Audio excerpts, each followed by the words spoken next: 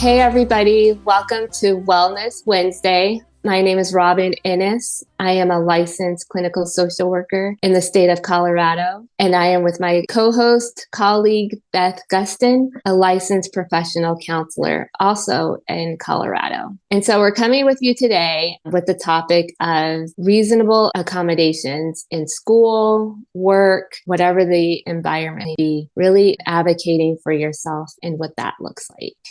Yes, and I think this is a topic that can be really anxiety inducing for a lot of people, whether you're in, say, high school or college or grad school or on the job. It can be really hard to either ask for what you need or determine what exactly do you need to be successful in school or in the job. Exactly. And that process can be very intimidating, especially if you haven't been faced with that challenge before. This topic really gears from a question that we had from an individual who is thinking about going back to school in psychology. They are setting their potential goal of what they want to do. And so hopefully they find this podcast advantageous. Again, so it goes back to what we mentioned before in our previous podcast about goals. So you have a goal, you want to go back to school, or you're currently in school. You may need accommodations. So the first thing that whenever you decide that you need accommodations is to look within the school or the place of employment and figuring out what that process looks like. I think that's the first step.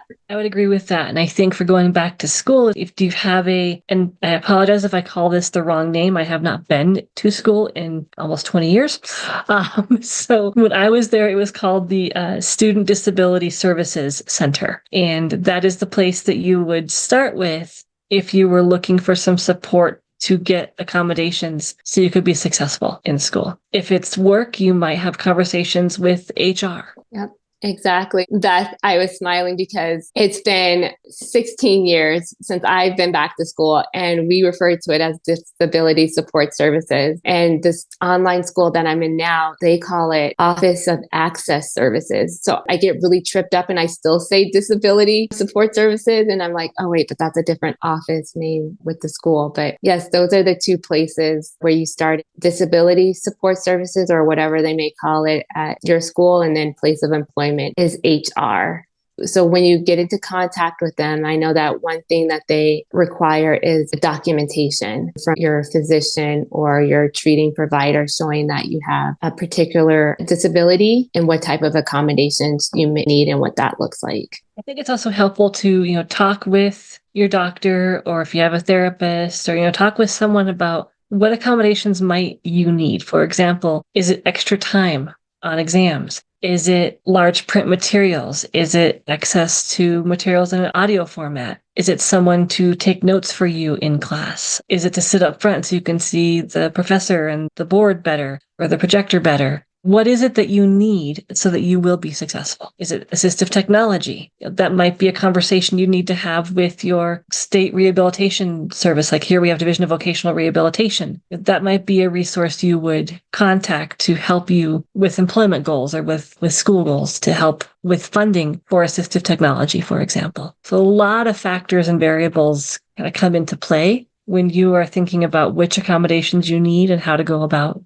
requesting them. It is a lot of things at play. And so I feel like the steps we discussed so far are very important. I don't know if this is still the case, but when I was in school, they were saying that there are a lot of people who are in school who won't ask for accommodations because of the fear of being treated differently, the stigma, or being stereotyped by their peers. And so a part of this whole process is realization about your disability and what that means with disclosing. I have an individual on my caseload. She's graduated now, but it was interesting when we did talk about accommodations and what that looked like. And I gave her the website to her school where she could reach out, but it took her a while to be able to do that for that reason. But if I do reach out, how will I be treated? This means that it's real, right? It's official if I actually get school accommodations, and it is real. Your teacher will know, especially if it's an invisible. I think this is where therapy can come into play too, is talking about it with your support system, with a professional. That can be good. I just want to quickly add is that with my programming, my schooling is that it's all online. I was really nervous about, okay, well, how is my screen reader going to interact with their platform? How I enter into a classroom online through Zoom, is the professor going to be able to meet my learning challenges, my learning needs, like, right? Making sure that they're being descriptive in their presentations. So far, so good. My program has actually been very accommodating, and my professors have been very welcoming and trying to learn from me, or, have that collaborative process along the way. Collaboration is the key. Collaboration is the key. And I'm really glad you brought that up. One thing that I found helpful when I was going to school, and I was going in person back in the day, but I would meet with all my professors prior to class starting and introduce myself and talk about, here's what I'm bringing to help me be successful.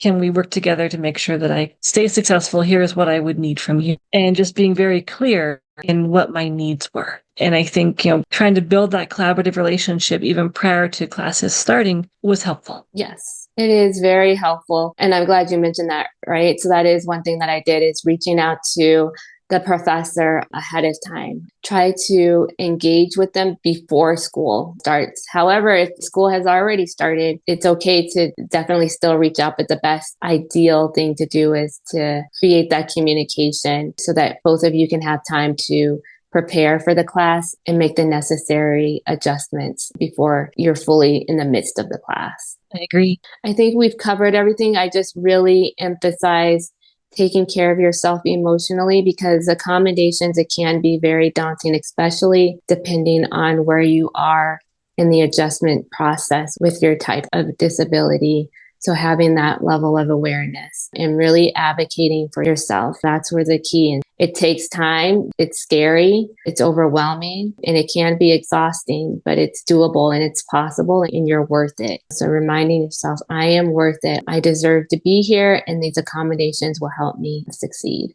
I always tell my clients, you have to accept the fact that you have a disability before you can adjust and before you can adapt.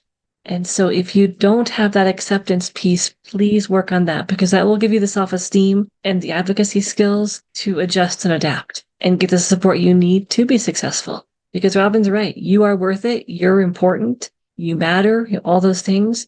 And you've got every right to be just as successful as your peers. Exactly. Well said.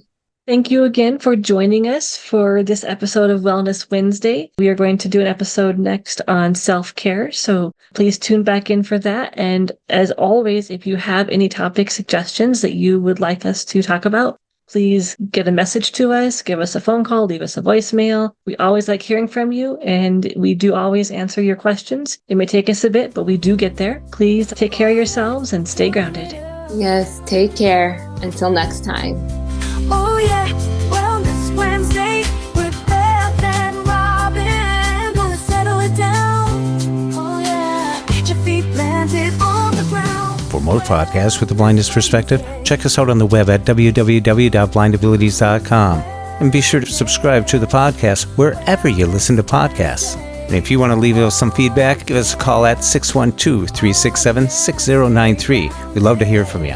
Thanks for listening, and until next time, bye-bye. Wellness and taking care of ourselves.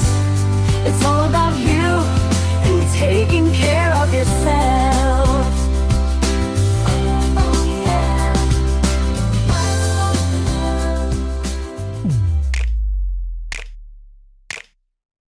When we share what we see through each other's eyes, we can then begin to bridge the gap between the limited expectations and the reality of blind abilities. And the realities of blind abilities.